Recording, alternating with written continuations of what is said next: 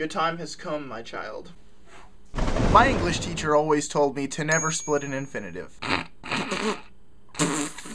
No matter how many times I say that, I never get tired of that. Now, in order to prove that the rule never split an infinitive is totally bogus, today, in an effort to dramatically change the landscape of English language, I am going to defiantly split every infinitive that I say today. At least I'm going to definitely attempt to. This rule, never splitting an infinitive, was created in the 19th century by a bunch of English snobs who wanted to make English a little more proper. Which is totally ridiculous because some of the most proper writers in all of English history came around before the 19th century, and they split infinitives all the time, and people today do it even more. Even to the extent that most manuals say we should split infinitives. That it's actually less ambiguous in most cases to totally split infinitives. The most famous example of a split infinitive is from the opening of Star Trek. Because Captain James T. Kirk and Captain Picard couldn't have possibly had this continuing mission boldly to go where no man has gone before, or to go boldly where no man has gone before. No! It just sounds awkward. It's to boldly go where no man has gone before. If you're not convinced by my Star Trek defense, let's take a famous example of an argument against using this rule. So this guy, Larry Trask, the professor of linguistics, not the guy from the X-Men, came up with this great example with one sentence, where the least awkward form of the sentence contains the split infinitive. The sentence is as follows.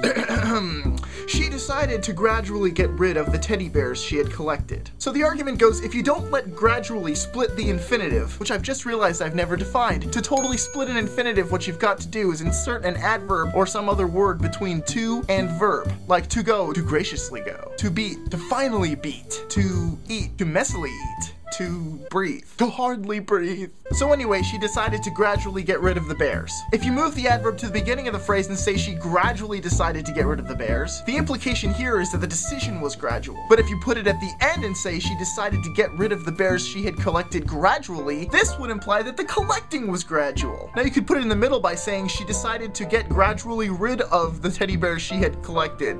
But that's awkward because it splits the phrase get rid of. No man, I figured it out. I figured out the answer. What? She decided to get rid gradually of the teddy bears she collected. Seriously? Man, shut up, I'm out of here. Anyway, there it is, another bogus rule of English busted. If you want more proof, you need look no further than the manual itself. Chapter 15.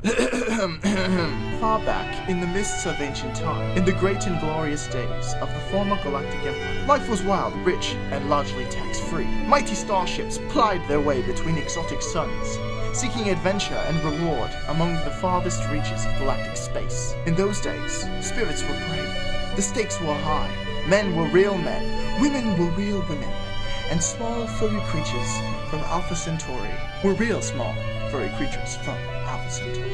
And all dared to brave unknown terrors, to do mighty deeds, to boldly split infinitives that no man had split before. And thus was the empire forged.